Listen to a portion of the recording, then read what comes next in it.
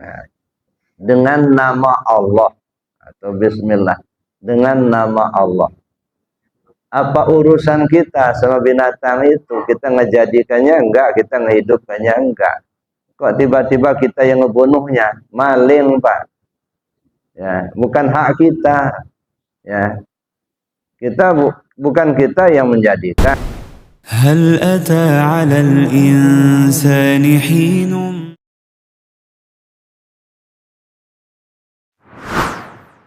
Min qabli la ilaha illallah. Kalimat teragung yang pernah kusampaikan dan disampaikan Rasul sebelum aku itu adalah la ilaha illallah. Inilah misinya. Ya. Misi yang sama, yaitu menyampaikan akidah tauhid. Ya. Karena itu yang pokok. Rasulullah sendiri mendakwahkan agama ini 13 tahun di kota Mekah. Itu belum ada syariah. Yang ada baru menyampaikan akidah. Setelah pindah ke Madinah baru timbul syariahnya. Jadi ada 13 tahun di kota Mekah dan 10 tahun di kota Madinah. Bapak Ibu yang saya hormati, ini yang paling pokok akidah ini. Dan di zaman sekarang ini saya kira ini yang perlu kita untuk memperdalamnya. Ya, karena urusan syariah itu sudah banyak betul. Banyak yang sudah kita kaji, banyak yang ketentuan-ketentuan hukum yang sudah disampaikan oleh para ulama. Ya, dengan berbagai macam sudut pandang. Ya. Tapi kita pahami bahwa syariah itu atau fikih lebih khususnya itu adalah aturan-aturan secara lahiriah. Aturan-aturan secara lahiriah ini sangat perlu untuk kita ikuti. Karena itu merupakan jalan bagi tubuh.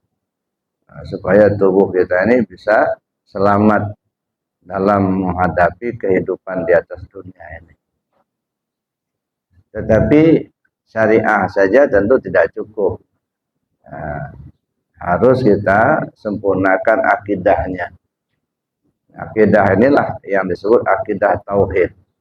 Nah, maka semua amalan, semua budaya, semua ilmu yang bertentangan dengan akidah tauhid harus kita tinggalkan. Jadi tidak ada istilah ini budaya lokal, itu tidak ada hubungan dengan agama. Kalau budaya lokal itu tidak bertentangan dengan akidah tauhid, saya pikir nggak masalah. Lanjutkan. Tapi ketika budaya lokal itu bertentangan dengan akidah tauhid, harus ditinggalkan. Nah, Bapak Ibu yang saya hormati, nah ini yang perlu untuk kita dalami lebih jauh tentang akidah tauhid.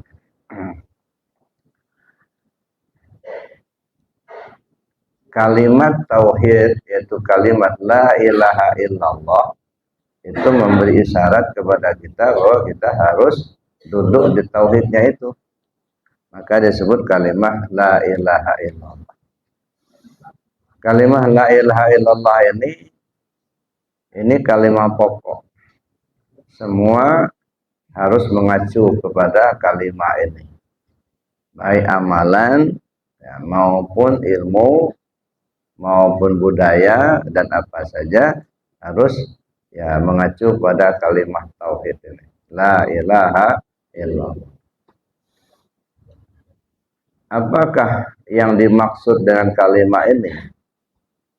Satu. Yang kedua, bagaimana cara kita untuk mengamalkannya? Jadi perlu kita pahami cara mengamalkan dan kita pahami isi. Makanya saya katakan dua kalimat syahadat itu saya bilang 5 tahapan yang perlu kita pelajari. Pertama, kita perlu tahu cara mengucapkan.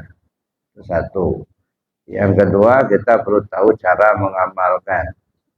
Kalau tahu cara mengucapkan, itu ilmunya ilmu syariat atau ilmu tajwid. Dalam tajwid itu ilmu syariat. Yang kedua, cara mengamalkan ilmu tarekat. Jadi belajar tarekat itu menurut saya itu mutlak Bapak Ibu. Cuman banyak masyarakat kita masih ketakutan belajar tarekat. Nah, bahkan ada yang dipelintir. Jangan belajar tarekat, terikat kita nanti. Padahal torek itu artinya jalan. Jalan itu artinya metode. Metode itu cara. Cara kita untuk membersihkan hati. Agar kita selalu ingat kepada Allah. Agar hati kita ini bebas atau bersih daripada penyakit-penyakit hati. Ya. Jadi kalau orang anti zikir itu masih senang hatinya sakit. Bapak Ibu yang saya hormati, itu cara. Bagaimana cara kita mengamalkan dua kalimat syahadat itu artinya ilmu tarekat. Lalu yang ketiga, kita perlu tahu isinya. Apa isi dua kalimat syahadat? Inilah ilmu akidah atau ilmu tauhid. Kemudian kita perlu tahu juga posisi. Ya. La ilaha illallah itu syahadat tauhid. Muhammad Rasulullah syahadat Rasul. Kapan kita dalam posisi syahadat tauhid, kapan kita dalam posisi syahadat Rasul.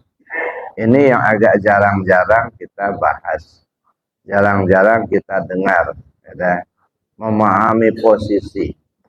Padahal isyarat-isyarat ke arah sana sudah banyak sekali. Salah satu contoh, ya, ketika Nabi SAW selesai melemparkan segenggam pasir ke arah musuh pada saat perang Badar, ya, jadi begitu perang Badar sudah mulai berkecamuk, ya, Nabi mengambil segenggam pasir lalu kemudian lemparkannya ke arah musuh. Sehingga setiap butir pasir itu masuk ke mata musuh. Akhirnya musuh kelilipan dan tidak jelas lagi penglihatannya. Maka orang Islam atau tentara Muslim ya, gampang untuk mencencangnya. Nah, sehingga menanglah orang Islam ketika itu. Walaupun tentara Muslim hanya 300 orang. Sedangkan tentara kafir itu 1000 orang lebih. Nah, setelah Nabi melemparkan segenggam pasir, turun ayat. Wa ma ramaita idz ramaita walakinallaha rama. Bukan kamu yang melempar ketika kamu melempar tadi, tapi Allah yang melempar. Nah, ini lahirnya Nabi yang melempar, tetapi kata Allah bukan kamu yang melempar, Allah yang melempar. Nah, ini yang saya katakan itu Muhammad itu ada di mana? Di mana posisi Muhammad ketika itu? Satu, ya. Kemudian banyak lagi kita temukan dalam hadis-hadis qudsi. La ilaha illallah hisni. Man qala la ilaha illallah dakhala hisni. Man dakhala hisni amina min azabi. La ilaha illallah itu benteng aku. Siapa orang mengucap la ilaha illallah berarti dia masuk ke dalam bentengku. Siapa orang yang sudah berada dalam bentengku, amanlah dia dari siksaanku. Yang menyampaikan kata-kata ini adalah Nabi SAW. Tapi ku-nya itu Allah. Ya. Nabi menyampaikan kata-katanya, tapi pengertian ku-nya itu Allah. Nah, pertanyaannya, di mana posisi Muhammad ketika itu? Nah, Muhammad sebenarnya sudah nggak ada. Ya, kalau dalam bahasa hadis ini hadis qudsi. Kita kaji dalam kajian tasawuf, di mana posisi Muhammad ketika itu? Muhammad sudah tidak ada. Yang ada Allah. Nah, jadi karena itulah maka kita perlu memahami posisi. Bisakah ini kita contoh? Bolehkah kita contoh? Adakah orang yang sudah mencontohnya? Saya kira karena Nabi itu uswatun hasanah, ya, menjadi contoh atau figur teladan. Maka semua apa yang disampaikan Nabi itu kita contoh, termasuk yang lahirnya dan yang batinnya. Makanya sering kita lantunkan dalam doa, Allahumma rzuqna mutaba'atan nabiyyina Muhammadin sallallahu alaihi wasallam awalan wa akhiran zahiran batinan qaulan fi'lan ta'atan ibadatan amalan salihah. Jadi ada 9 poin yang perlu kita contoh dari Nabi ya sallallahu alaihi wasallam. Awalan awal Muhammad, akhiran akhir Muhammad, zahiran zahir Muhammad, batinan batin Muhammad, qaulan fi'lan ta'atan ibadatan amalan salihah. Nah, 9 poin ini 4 macam itu urusan ke dalam, 5 macam itu urusan keluar. Jadi artinya yang 4 macam urusan hakikat, sedangkan yang 5 macam urusan syariat, gitu ya. Awalan, akhiran, zahiran, batinan ini urusan ke dalam, urusan hakikat. Ya. Qaulan, fi'lan, ta'atan, ibadatan, amalan salihah itu urusan syariat.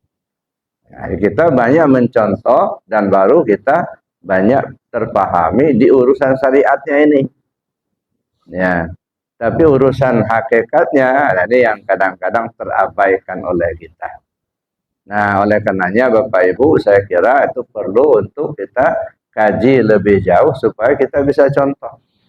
Adakah orang sudah mencontohnya? Banyak. Ya. Salah satunya Sultan Aulia. Ya, ketika beliau menghidupkan orang mati, kan beliau ya bertemu dengan orang sedang bertengkar. Ada 2 orang sedang bertengkar. Yang satu Muslim, satu non-Muslim. Ya. Sultan Aulia bertanya, kenapa kalian bertengkar? Orang Islam ini bilang, ya, orang ini si non-Muslim ini mengatakan Nabi Isa itu lebih mulia daripada Nabi Muhammad. Karena Nabi Isa bisa menghidupkan orang mati, sedangkan Nabi Muhammad tidak. Nah, saya bertahan, kata orang Islam ini, ya Nabi Muhammad itu lebih mulia daripada Nabi Isa. Itu yang dipertengkarkan mereka. Nah, lalu Sultan Aulia berkata, ya, saya bukan Nabi, saya umat Muhammad, ya, pengikut Muhammad. Cuman kalau hanya menghidupkan orang sudah mati, ayo kita cari kuburan. Dicarilah kuburan yang sudah terkubur orang di sana 300 tahun. Nah, baru 300 tahun terkubur. Nah, ini Sultan Aulia menghidupkan orang yang sudah 300 tahun terkubur. Nah, sampai di kuburan, apa kata Sultan Aulia? Non-Muslim, ya. Kalau Nabi Isa itu menghidupkan orang mati, bagaimana caranya? Ya, dia minta ke Allah. Ya Allah, hidupkanlah. Ya, qum biiznillah. Nah, berdirilah, bangunlah engkau dengan izin Allah. Itu kata Nabi Isa. Oh, begitu ya. Nah, dengarkan. Ya. Sultan Aulia bilang, qum biizni. Bangun dengan izinku. Beda kan? Yang satu qum biiznillah, tapi Sultan Aulia mengatakan qum biizni. Bangun dengan izinku. Yang ngomong itu Sultan Aulia Syekh Abdul Qadir Jailani qaddasallahu sirruhu aziz. Tapi ku-nya itu Allah. Kenapa? Tidak ada yang bisa menghidupkan orang yang sudah mati kecuali Allah. Yuhyi wa yumit. Dialah yang menghidupkan, dialah yang mematikan. Nah, jadi tidak ada yang bisa menghidupkan orang yang sudah mati kecuali Allah. Tapi Sultan Aulia mengatakan, qum biizni, bangun dengan izinku. Nah, pertanyaannya posisi Sultan Aulia ketika itu di mana? Nah, ini mencontoh ya dari apa yang disampaikan, dipraktekkan oleh junjungan kita Nabi besar Muhammad sallallahu alaihi wasallam. Nah, sudahkah kita bisa mencontoh itu? Nah, itu banyak lagi isyarat-isyarat yang lain. Cuman kadang-kadang kita tidak kepikiran ke situ. Nah, ini sering saya contohkan, misalnya menyembelih hewan, ayam. Nah, ayam, kambing, sapi yang memang binatang-binatang yang dihalalkan oleh Allah. Tetapi kalau disembelih tidak dengan bismillah, menjadi haram dimakan. Makanya ya orang kalau nyembelih ayam itu atau hewan itu ya selalu kita dengan bismillahirrahmanirrahim. Dia mengucap kalimat bismillah. Ya. Kenapa? Karena kalau disembelih tidak dengan bismillah menjadi haram dimakan. Begitu kita dengar, ya orang yang beli tadi mengucap bismillah, agak lega kita. Senang, alhamdulillah. Ya nyembelihnya pakai bismillah. Nah. Pertanyaannya, di mana letak halal atau haramnya binatang itu? Ya. Apakah di kalimat bismillahnya atau di mana? Ya. Jadi Bapak Ibu yang saya hormati, sudah jelas binatang itu halal dimakan. Artinya ayam, kambing, sapi kan dihalalkan. Cuman kalau disembelih tidak dengan bismillah menjadi haram. Di mana letak halal, di mana letak haramnya. Orang-orang syariat, ya, orang-orang fikih, gitu ya, memahaminya ketika menyembelih binatang itu mengucap kalimat Bismillahirrahmanirrahim. Kalimat. Pertanyaannya, apakah kehalalannya itu terletak pada kalimat? Nah, kalau terletak pada kalimat, ya burung beo juga bisa mengucap Bismillahirrahmanirrahim. Orang kafir juga bisa menyebut kalimat itu. Nah, pertanyaannya, apakah terletak pada kalimat atau di mana? Ya. Bapak Ibu yang saya hormati, kalau orang syariat benar itu menyebut kalimat. Kenapa? Karena yang namanya syariat itu ucapan dan perbuatan. Ya, kalau nggak diucapkan nggak kedengaran, gitu ya. Maka tidak salah kalau orang menyembelih mengucap kalimat Bismillahirrahmanirrahim. Nah, tetapi kehalalannya itu bukan terletak pada kalimat, ya, tapi terletak pada Bismillah. Nah, dengan nama Allah atau Bismillah. Dengan nama Allah. Apa urusan kita sama binatang itu? Kita ngejadikannya enggak, kita ngehidupkannya enggak. Kok tiba-tiba kita yang ngebunuhnya? Maling, Pak. Ya, bukan hak kita. Ya. Bukan kita yang menjadikan, bukan kita pula yang menghidupkan. Kok tiba-tiba kita yang ngebunuhnya? Di situ haramnya. Maling. Ya. Tapi dengan Bismillah, dengan nama Allah, bukan dengan nama kita lagi, dengan nama Allah, nah baru halal. Ya, jadi Bapak Ibu yang saya hormati, nah pahamilah itu. Jadi artinya memahami posisi tadi. Dan masih banyak lagi contoh-contoh lain yang perlu kita gali, kita pakai dalam kehidupan ini. Maka saya katakan yang keempat, memahami posisi. Setelah kita paham posisi, barulah yang kelima, kita memahami cara memakai. Nah, bagaimana cara memakai dua kalimat syahadat itu? Itu bukannya hanya dibaca, kalau dibaca mah tulisan. Kalau diucapkan mah kalimat. Ini enggak. Ya, tidak ada ucapan, tapi dipakai. Tidak ada huruf yang akan disusun, tiada kata yang akan dirangkai, tiada kalimat yang akan disebut. Nah, tapi kita berada dalam posisi dua kalimat syahadat tadi. Ini yang disebut ya hidup yang akan dipakai, kok mati bisa ditompang. Saya kira bagi kita orang tua ini dulu yang dicari, Pak. Ya, jadi jangan mencari pahala dulu lah. Ya. Ini kita ini kadang sibuk cari pahala, gitu. Nah, tapi yang satu ini lupa kita untuk mengkajinya. Ya, carilah hidup yang akan dipakai, kok mati bisa ditompang. Mana pakaian hidup, mana tompangan mati. Nah, itulah dua kalimat syahadat. Tapi bagaimana caranya? Disinilah perlunya kita mengkaji lebih jauh.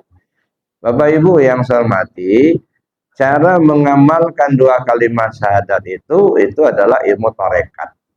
Nah, jadi belajar tarekat itu sebenarnya belajar cara mengamalkan dua kalimat syahadat. Nah, cuman kadang-kadang kita ini ditakut-takuti. Jangan belajar tarekat, gila kamu nanti. Jangan belajar tarekat, bid'ah itu. Nah, jadi nggak ada di zaman Nabi. Jadi kita kadang-kadang ditakut-takuti dan dibodoh-bodohin. Sudahlah memang kita bodoh, dibodoh-bodohin pula gitu ya. Ya. Makanya saya bilang ya kalau kita ya bercerminlah dengan cermin yang bening. Jangan bercermin dengan cermin yang kotor. Kalau bercermin dengan cermin yang kotor, wajah kita nggak kelihatan, Pak. Ya, cermin aja yang kelihatan buram. Ya, ya kita mengatakan ya nggak ada bayangan wajah kita. Kenapa? Karena cerminnya buram. Makanya kalau kita menggunakan cermin, bercerminlah dengan cermin yang bening, yang bersih, supaya jelas. Apa yang saya maksudkan? Misalnya si A mengatakan tarekat bid'ah. Kita lihat, ini orang ini udah berapa muridnya yang sudah jadi ulama yang dibinanya. Ya. Ini orang ini membid'ahkan tarekat, membid'ahkan tasawuf. Nah, orang ini ya yang membid'ahkan itu muridnya yang sudah dibinanya jadi ulama, jadi waliullah ada berapa orang? Yang membuat orang yang tadi tidak taat menjadi taat, yang tadi tidak tidak tahu kepada Allah menjadi tahu, yang tadinya tidak ma'rifat menjadi ma'rifat, sudah berapa orang? Itu saja yang membid'ahkan ini. Lalu kita lihat siapa yang mengamalkan zikir. Sultan Aulia Syekh Abdul Qadir Jailani qaddasallahu sirrul azim. Berapa orang muridnya yang sudah jadi waliullah? Nah, sudah enggak kehitungan lagi. Bahkan Nabi SAW mengatakan ketika beliau Isra Mi'raj, ya memijak punggung Sultan Aulia, apa kata Rasul? Sekarang saya memijak punggungmu, kelak kau akan memijak punggung para wali. Diakui oleh Rasul. Ini yang kita contoh. Dan beliau pengamal ya daripada zikir la ilaha illallah. Bahkan beliau disebut dengan Sultan Aulia, raja semua wali. Namun nyontoh yang mana? Nyontoh yang tak punya murid, yang membid'ahkan zikir, yang membid'ahkan tarekat, atau nyontoh yang ahlinya. Itu saja, kita nggak usah berdalil-dalil lah, gitu ya. Ya, tapi contoh saja. Siapa yang menyampaikan tarekat? Sultan Aulia, Syekh Muhammad Bahauddin An-Naqsyabandi, ya, Sirrus Saqati. Kemudian ya kalau di belakangan ini ada pengasah Abah Hanom Suryalaya, ada pengasah Abah Sepuh Syekh Abdullah Mubarak bin Nur Muhammad, ada Syekh Tolhah Kalisaput Cirebon, ada Syekh Khatib, ya, ada Syekh Abdul Karim Banten, banyak lagi yang lainnya. Nah, itu yang perlu kita contoh. Yang saya katakan tadi, cermin yang bening. Ya, kita ini ditakut-takuti, jangan belajar tarekat, bid'ah, ya. Nanti gila, gitu. Dia sendiri nggak pernah belajar tarekat, gitu ya. Nah, ini kita perlu saring, gitu. Jadi artinya kita tidak boleh ya, terlalu cepat ya terpancing. Nah, dengan hal-hal sebab kenapa saya katakan demikian? Karena seringkali ada orang mengatakan jangan belajar tarekat, itu bid'ah. Itu enggak ada di zaman Nabi. Nah, yang kita tidak paham akan terbawa-bawa, ya dah. Oleh karena itulah maka kita perlu bertanya kepada mereka yang ahlinya. Fas'alu ahla zikri in kuntum la ta'lamun. Belajar tarekat itu belajar zikir.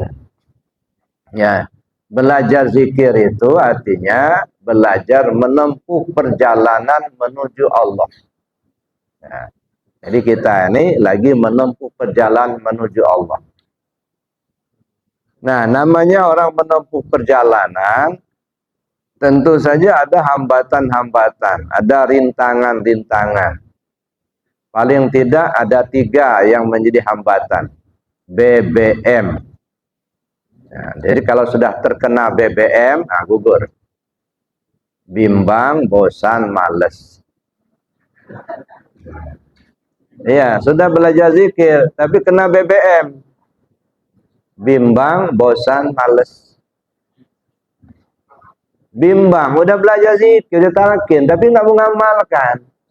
Bimbang, iya enggak. Dia.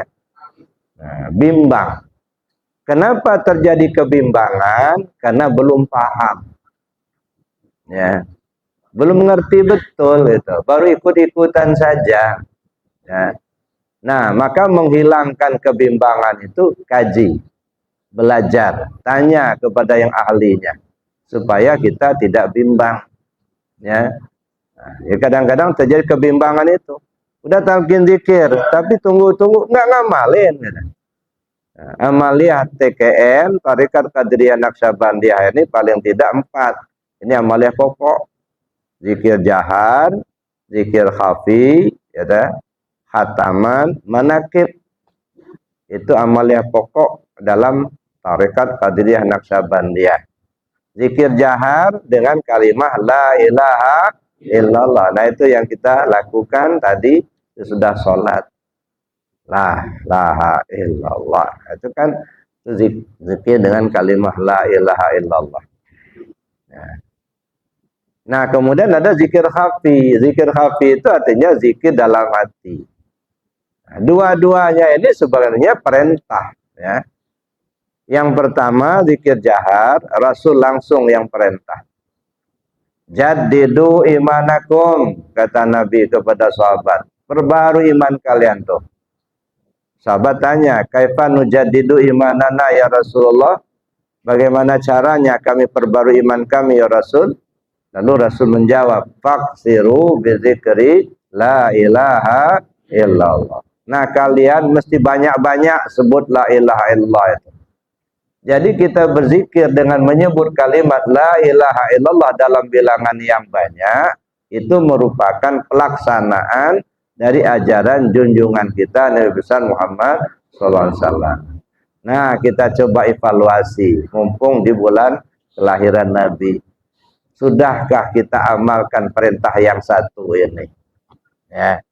Banyak perintah Rasul yang perlu kita lakukan, perbuatan Rasul yang perlu kita contoh. Tapi salah satunya satu ini dulu. Ya. Jaddidu imanakum bikasrati qauli la ilaha illallah. Perbarui imanmu dengan banyak menyebut kalimat la ilaha illallah. Kenapa harus banyak menyebut kalimat la ilaha illallah? Pertama, karena supaya kita kuat iman. Yang kedua, supaya lidah terbiasa. Ya. Karena kata Nabi SAW, matanas bima ya'isubih. Manusia mati sesuai kebiasaan. Jadi kalau lidah kita ini sudah biasa nyebut la ilaha illallah, jauh hari sebelum kita mati, insya Allah mendekati kematian, lidah sudah terbiasa nyebut itu. Dia akan menyebutkan kalimat la ilaha illallah. Man qala la ilaha illallah akhiru kalamihi dakhalal jannah. Siapa orang yang akhir kalamnya menyebut kalimat la ilaha illallah, dia masuk surga. Nah, jadi salah satu jalan untuk husnul khatimah. Ya, biasakan lidah dengan menyebut kalimat la ilaha illallah. Itu satu, ya. Kemudian yang kedua, Bapak Ibu, ya zikir dalam hati. Ya Allah langsung yang perintah. Wazkur rabbaka fi nafsika tadarruan wa khifatan wa dunal jari minal qawli bil ghudwi wal asal wa la takum minal ghafilin. Sebut nama Tuhanmu pakai hati. Nah, ini perintah Allah. Sebut nama Tuhanmu pakai hati. Wazkur rabbaka fi nafsik. Nah, sebut nama Tuhanmu pakai hati. Tadarruan wa khifatan, dengan rasa rendah diri, rasa takut. Ya. Wa dunal jari minal qaul, jangan bersuara keras. Nah, kalau yang satu ini tidak boleh bersuara. Ya. Tapi jangan kita pahami ayat ini melarang zikir bersuara. Bukan juga. Ayat ini bukan melarang zikir bersuara, tetapi menyuruh zikir pakai hati. ketika zikirnya pakai hati, ya jangan bersuara. Nah, kenapa saya tegaskan ini? Ini maaf Bapak Ibu ya. Kadang-kadang sudah kita jelaskan betul seperti ini ketika talqin zikir. Begitu masuk zikir khafi, masih aja nyebut Allah, Allah, Allah. Jangan bersuara, saya bilang. Masih juga bebel banget. Ada? Iya. Udah begitu diulang-ulang. Ini zikir khafi, zikir dalam hati, tidak boleh bersuara. Begitu masuk zikir khafi, tetap saja disebut Allah, Allah, Allah. Jangan bersuara, masih juga. Ya Allah. Jadi Bapak Ibu yang saya hormati, ini dua hal yang berbeda. Satu zikir yang bersuara, perintah Nabi, ya. Jadidu imanakum bikasrati qauli la ilaha illallah. Perbarui imanmu dengan banyak menyebut, mengucap, qaul mengucap kalimat la ilaha illallah, itu bersuara. Ya. Kalau yang satu ini tidak boleh bersuara dalam hati. Dua, ya. Tadarruan wa khifatan. Ada yang memahami tadarru itu apa? Tadarru itu artinya rendah. Khifah itu ringan. Ya, apa maksudnya? Turun naik. Apa maksud turun naik? Ampusiah. Zikir melalui nafas. Nah, makanya 3 kendaraan untuk kita siapkan menjelang kepulangan. Nah, siapkan kendaraan.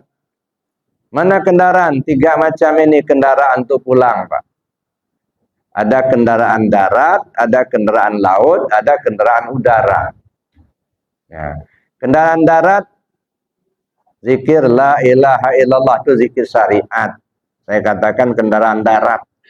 Kenapa? Karena disebut, diucap, didengar, ada suaranya. La ilaha illallah. Pakai lisan.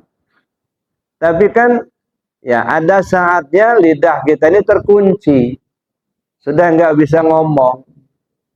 Nah, jelas kendaraan yang satu ini nggak bisa dipakai nih. Ya, lidah sudah mulai terkunci. Ya, kadang-kadang maaf, mohon ampun kepada Allah. Ya, jauh hari sebelum mati sudah nggak bisa ngomong lagi, kena stroke. Ini udah dikunci.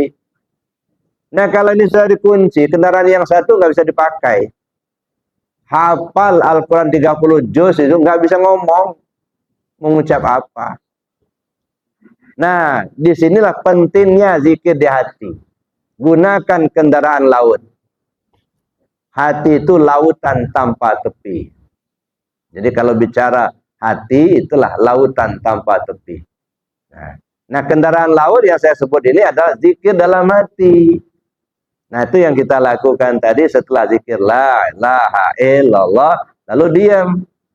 Tapi yang nggak paham, bukannya ikut diam zikir, tapi bangun cari tempat duduk nyandar. Iya, karena belum paham. Ya. Belum selesai zikirnya. Ya, sudah bangun duluan. Ya. Nah, ini karena belum paham tadi. Ya. Cepat-cepat bangun. Ya, cari tempat duduk yang bisa nyandar. Sebab kalau nggak cepat nanti kedahuluan sama teman, nggak kebahagiaan. Gitu. Jangan Pak, ya selesaikan dulu zikir yang satu ini. Ya, kalau zikir jahar itu satu porsinya 165, itu satu porsi Pak. Ya, jadi kalau ibarat makan satu porsi itu bisa kenyang lah. Ya, dah. Tapi kalau nggak cukup satu porsi, cuma 3 suap, ya nggak kenyang Pak. Nah, kita ini kadang-kadang nggak cukup 165, 3 kali saja. Nah, begitu selesai 3 kali, keluar. Ya, kapan kenyangnya? Ya, makanya ruh kita nggak kenyang-kenyang Pak. Ya, dah. Karena dia nggak kenyang, nggak punya tenaga, nggak ada kekuatan. Makanya mendorong tubuh kita untuk sholat 2 rakaat aja berat banget. Gitu. Ya. Kenapa berat? Ya, karena nggak ada tenaga. Ya, makanannya tidak cukup. Jadi Bapak Ibu yang saya hormati, jadi 3 ya. Satu zikir yang diucap dengan lisan, satu disebut pakai hati, dan yang ketiga zikir yang mengikuti aliran nafas atau yang disebut zikir anfusiah. Ini yang saya sebut dengan kendaraan udara. Ya. Begitu mulut atau lidah ini kendaraan darat sudah nggak bisa dipakai karena sudah keluh dan dikunci. Nah, ini masuk ke dalam hati. Nah, zikir dalam hati. Lebih lama lebih bagus, ya tak? Berjam-jam kita. Ya. Sudah selesai salat tahajud, sudah selesai baru jam 4, belum subuh.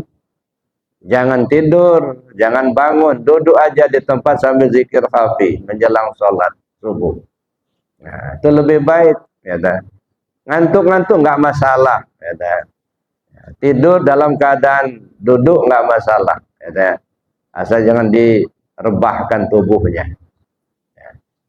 Nah, lebih lama kita zikir lebih bagus. Itu melatih hati kita zikir. Nah, sesudah itu ada saatnya. Ya, istilah saya kalau padang mahsyar sudah gempa, angin ribut pun sudah datang, nah siap-siaplah sebentar lagi berangkat. Ya, gunakan kendaraan udara. Nah, ya dan kita akan terbang. Ya.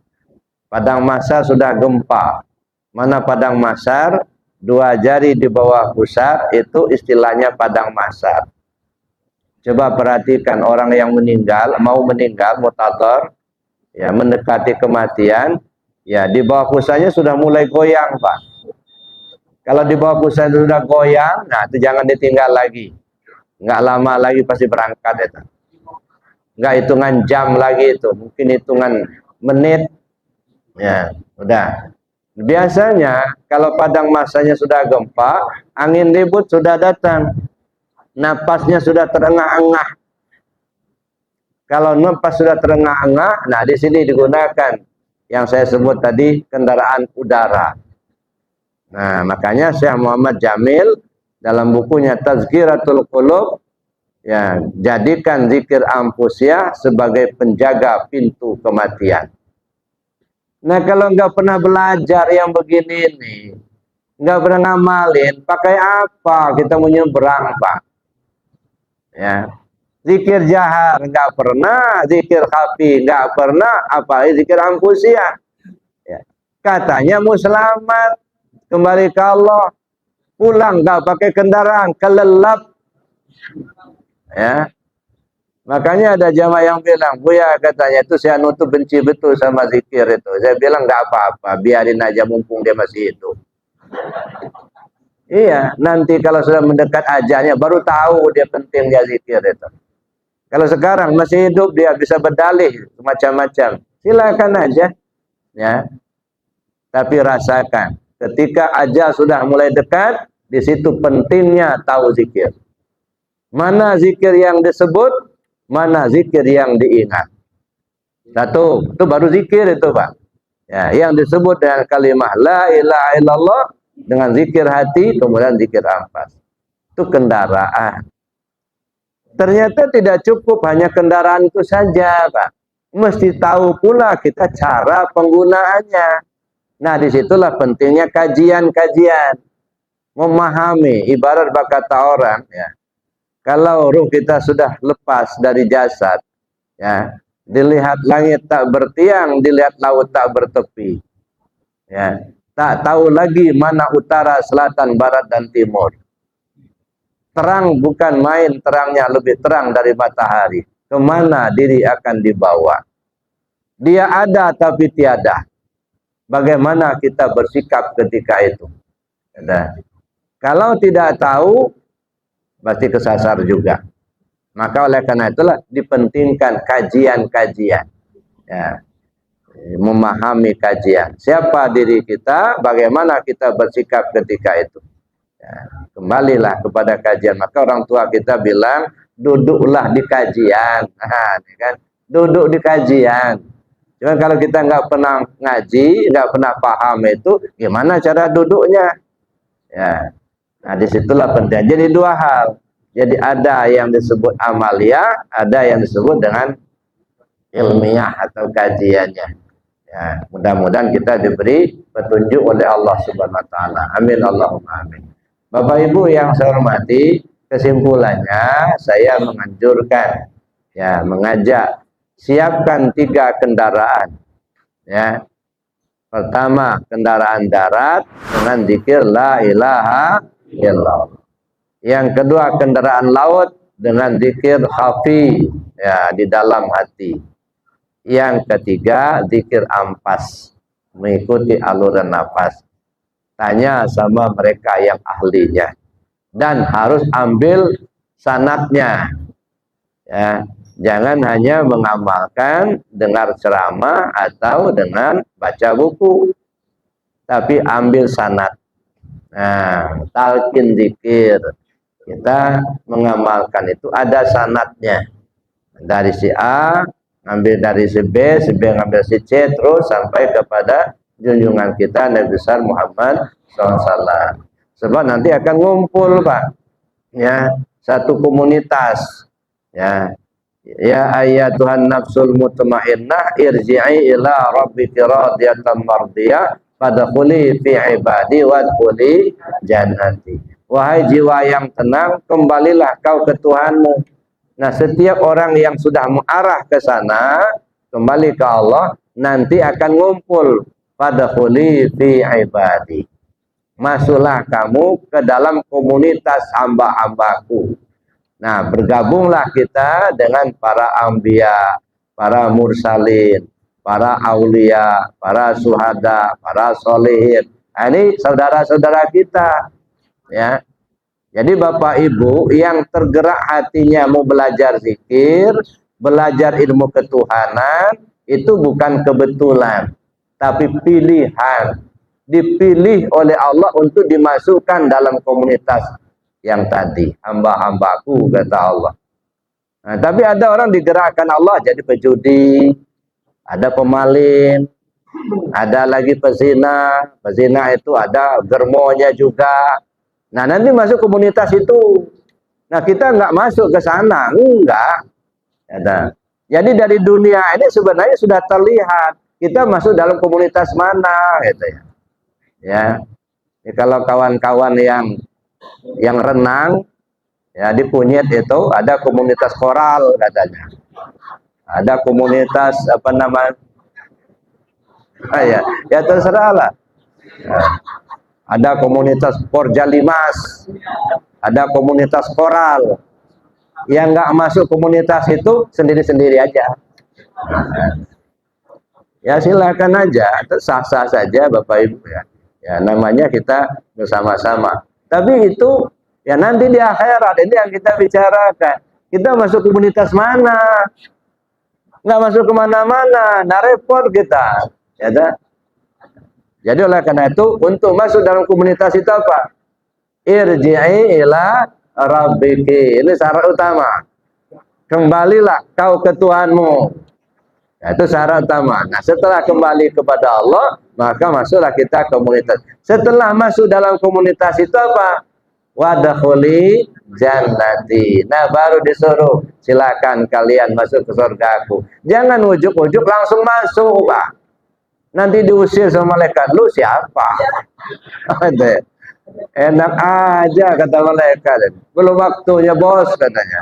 Ya, jadi itu Bapak Ibu yang saya hormati. Ya, makanya talqin zikir. Jadi saya katakan tadi, yang tergerak hatinya mau belajar zikir, tergerak hatinya belajar ilmu ketuhanan, tergerak hatinya belajar tasawuf, itu bukan kebetulan, tapi pilihan. Coba perhatikan, maaf Bapak Ibu, di kampung kita masing-masing, kata satu kelurahan, berapa orang sih pengamal zikir? Berapa orang sih yang ma'rifat kepada Allah? Nggak banyak. Nggak banyak. Kadang untung kalau ada satu atau dua. Kadang-kadang nggak ada, Pak.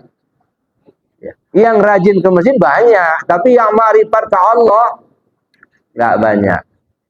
Jadi kalau kita tergerak hati mau belajar zikir, tergerak hati mau belajar tasawuf, itu pilihan. Dipilih oleh Allah. Bersyukurlah kepada Allah. Nah, makanya kita perlu untuk mengamalkan itu. Ya, tanda kita bersyukur ya kita amalkan. Baik Bapak Ibu yang saya hormati, karena kita dibatasi waktu, saya kira demikian materinya, mungkin berlanjut dengan diskusi kalau ada yang kita diskusikan. Sementara saya akhiri dulu. Assalamualaikum warahmatullahi wabarakatuh.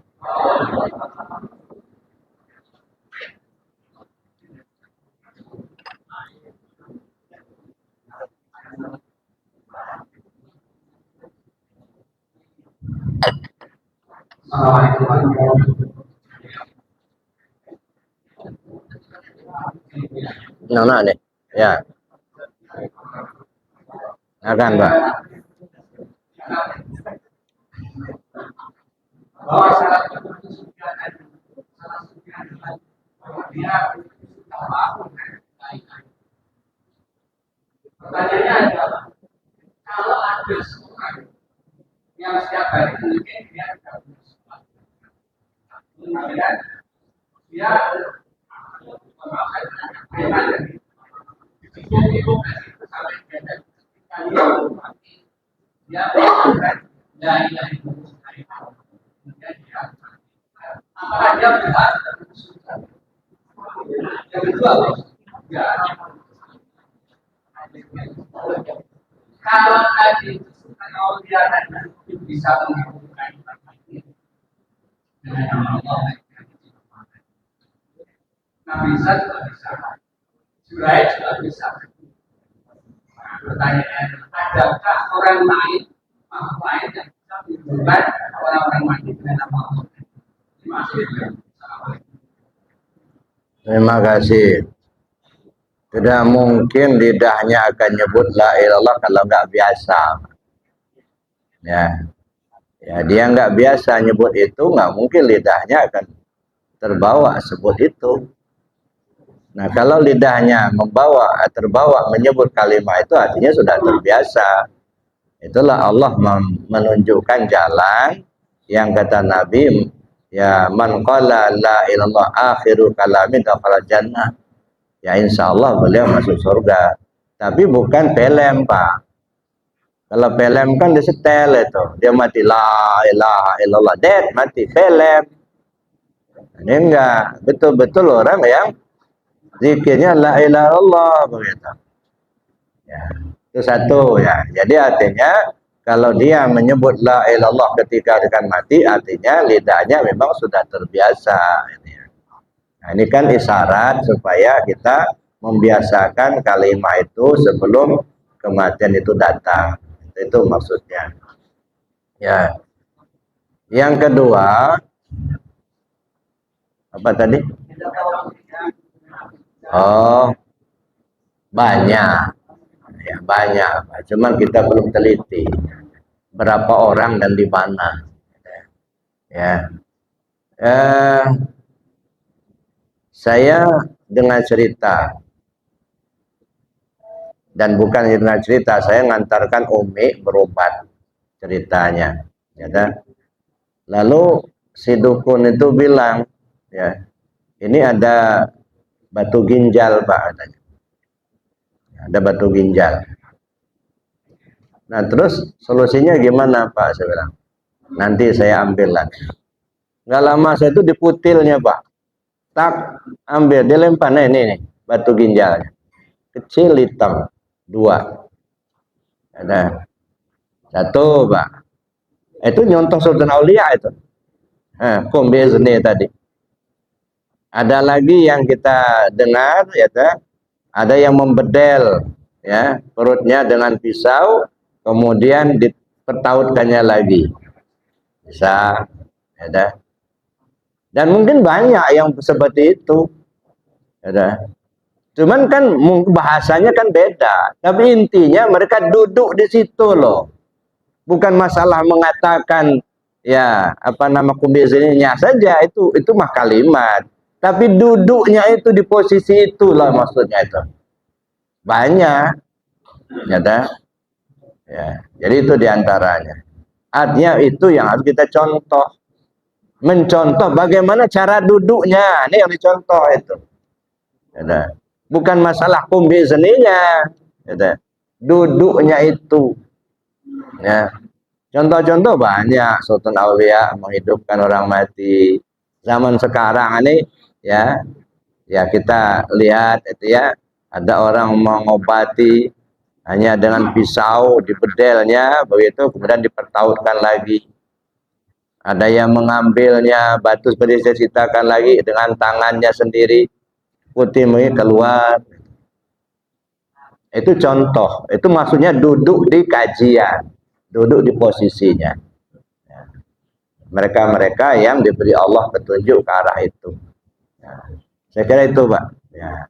Kalau belum yakin, nanti ya dicarilah tempatnya supaya tanya betul sama dia. Ya. Ada di Beranti sana yang bisa mengambil batu ginjal itu tanpa operasi. Ya. Nah, jadi yang dimaksudkan di sini mencontoh bagaimana cara duduknya, duduk di posisi itu, gitu ya. Ya. Baik, yang lain. Assalamualaikum warahmatullahi wabarakatuh. Waalaikumsalam. Buya, saya bertanya Buya. Mana? Ini pada perjalanan itu Allah disebutkan bahwa ayat keluar seseorang saya akan diri dan sampai itu Allah Subhanahu wa taala. Antara lain melalui zikir, jahat, hati dan antusias. Yang saya menjadi pertanyaan adalah bagaimana kita mengetahui dan mendapatkan itu dari Allah Subhanahu wa taala. Terima kasih. Wassalamualaikum. Bagaimana, Pak? Pertanyaan adalah bagaimana kita mendapatkan itu Allah. Bagaimana kita mengetahui dapat ridho Allah? Ya. Kalau di ini ibarat kata orang Padang nih, kok dirantang nama panjang, elok dipuntan nanya singke. Nah, kalau diuraikan panjang, Pak. Ada. Kalau disingkat ya bisa singkat. Bagaimana kita mengetahui ridho Allah ketika Bapak sudah tidak merasakan adanya Bapak lagi?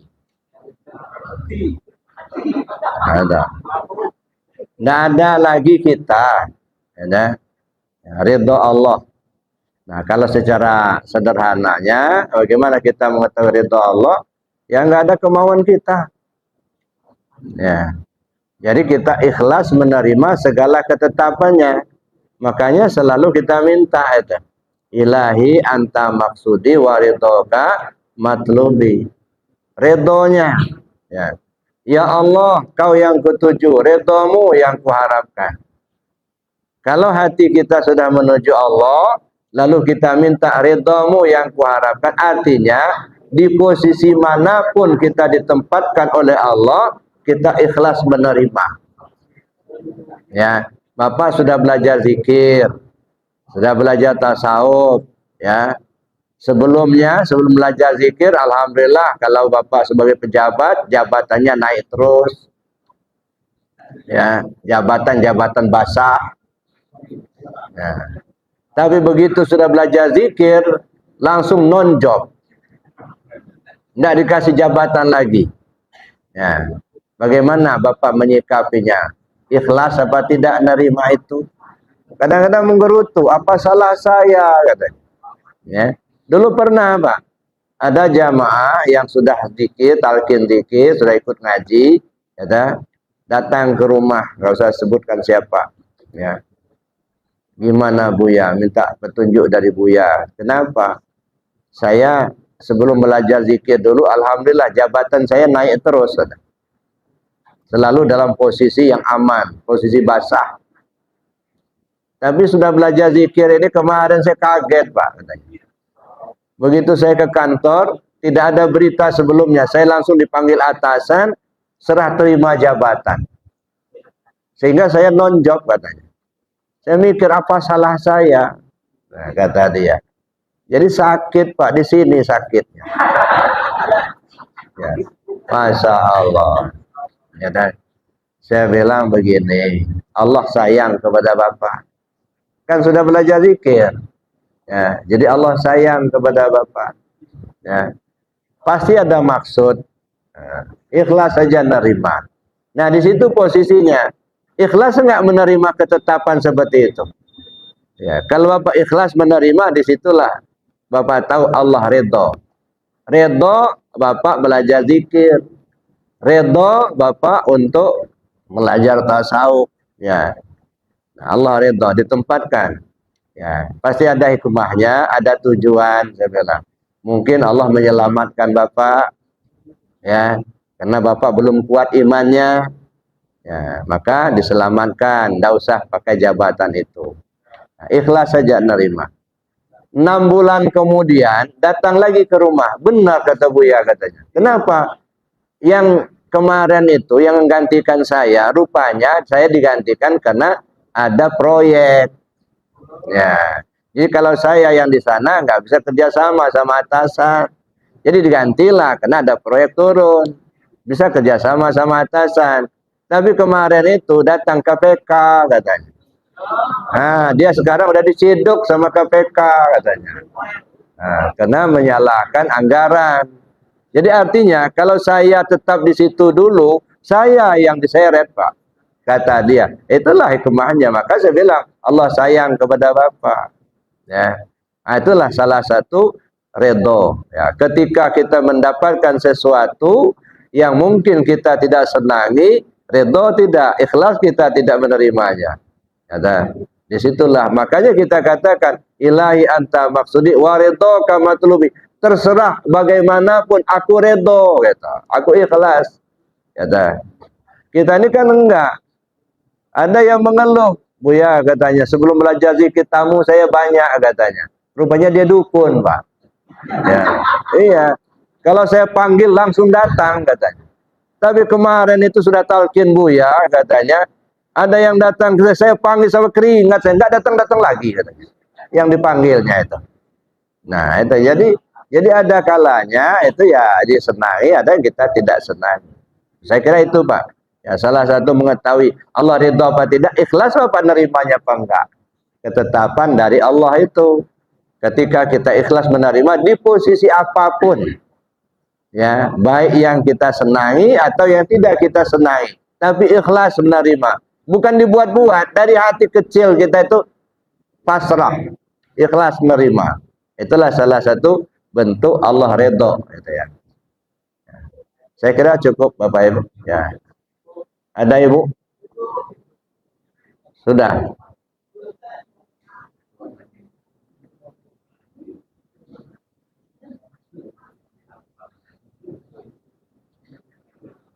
Nggak ada.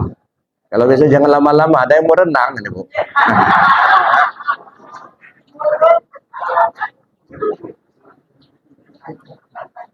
Ya.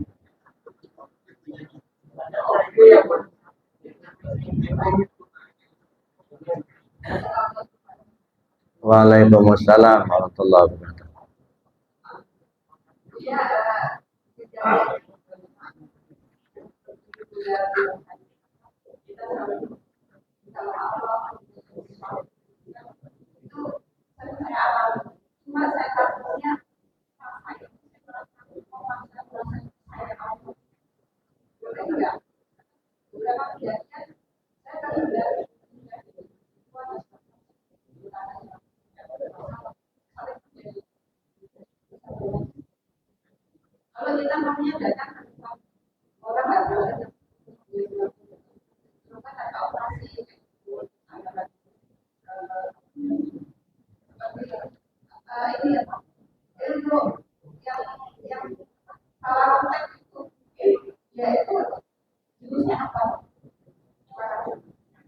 Ilmu apa?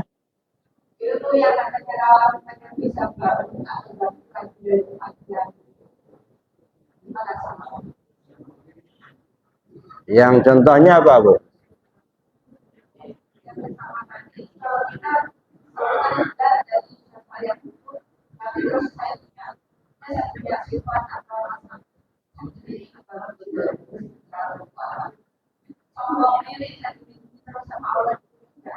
Ya, baik. Jadi yang pertama tadi apa tadi? Nggak begitu jelas.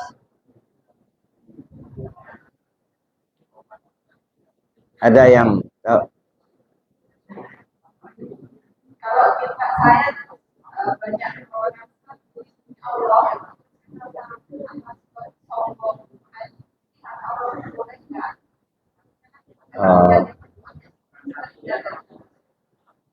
jadi begini Bu. Jadi kita perlu bedakan mana yang lingkup syariat, mana yang lingkup hakikat. Ya, kalau dia sudah keluar, artinya sudah terbuat atau terucap, itu sudah lingkup syariat. Kalau sudah masuk ke ranah syariat, itu berlaku hukum. Tapi kalau dia masih di dalam, itu belum berlaku hukum. Ya, jadi artinya iri, dengki, gitu. Itu kan ranahnya di batin. Ya, itu walaupun kita iri kepada seorang dalam hati kita, tapi nggak keluar, belum bisa dihukum. Tapi itu penyakit, ya, menyiksa diri kita sendiri. Begitu kita keluarkan dengan lisan kita, menghujat orang, memfitnah orang, gitu ya, itu sudah berlaku syariat. Kalau sudah berlaku syariat, berlaku hukum, nah, bisa dituntut, bisa diadukan ke polisi, gitu ya. Itu ranahnya. Jadi kita bedakan mana yang lingkup syariat, mana yang lingkup hakikat. Nah, ketika kita tidak bedakan itu, nah di sini kita kadang-kadang salah kaprah. Ya, ada umpamanya begini, ya. Kalau kamu sudah ma'rifat kepada Allah, kamu tidak boleh lagi sholat. Nah, ini kan ranahnya ranah hakikat, bukan ranah syariat. Tetapi kadang-kadang dipahami secara syariat. Dia tidak lagi sholat 5 waktu, gitu ya. Sudah tidak lagi melaksanakan sholat. Ini yang keliru. Di ranah hakikat dipahami secara syariat. Padahal maksudnya apa? Kalau kamu sudah ma'rifat kepada Allah, kamu tidak boleh lagi sholat. Maksudnya, kamu tidak boleh mengaku kamu yang sholat. Tapi sholat tetap dilaksanakan, gitu. Nah, begitu juga masalah iri dengki yang tadi. Artinya kalau masih di dalam, itu jadi penyakit. Yang tersisa yang bersangkutan. Maka kita harus buang, supaya kita jangan tersiksa. Sebab kalau kita keluarkan, ya fitnah misalnya, itu sudah berlaku hukum, akhirnya bisa dilaporkan orang ke polisi, ya bisa membuat orang lain sakit hati, akhirnya berbunuh-bunuhan dan lain sebagainya lah. Ya, itu yang pertama. Yang kedua apa tadi?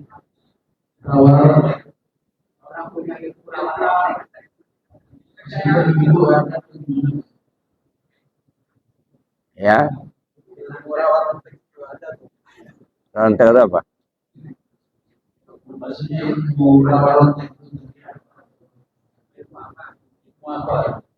Ya, ya rawa rantai itu apa yang Bapak maksudkan rawa rantai itu apa? Santet. Ah. Ya orang nyantet.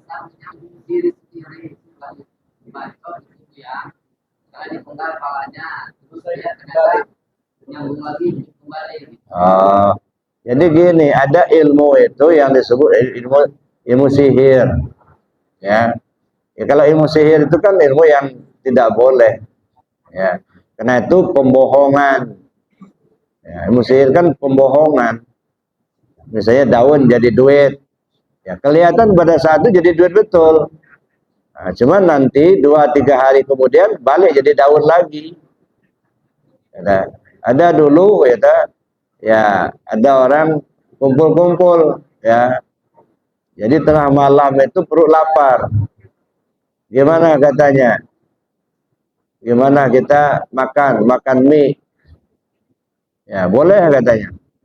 Nah, lalu kemudian diambilnya arang. Jadi arang dicencang-cencang begitu, kelihatannya kayak mie begitu.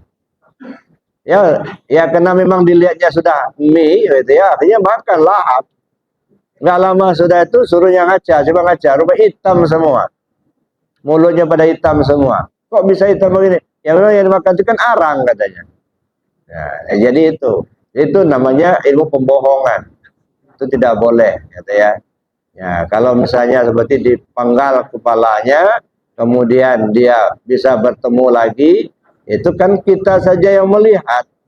Ya, mungkin tidak begitu yang dimaksudkan itu. Gitu ya. Mungkin ada permainan jin begitu ya. Itu namanya pembohongan. Saya kira itu Bapak Ibu. Jadi artinya ada ilmu itu yang memang dibenarkan, ada ilmu yang dilarang. Seperti ya sihir segala macam itu yang tidak dibenarkan. Ya. Kenapa? Karena akan menipu orang lain. Ya. Ya. Saya kira begitu. Baik Bapak Ibu, karena kita dibatasi waktu, mari kita tutup dengan doa dan kafarat majelis. Bismillahirrahmanirrahim. Allahumma inni astaudi'uka ma 'allamtani wardudu ilayya inda hajati wa la tansani ya rabbal alamin. Subhanakallahumma wa bihamdika asyhadu an la ilaha illa anta astaghfiruka wa atubu ilaih. Assalamualaikum warahmatullahi wabarakatuh. هل أتى على الإنسان حين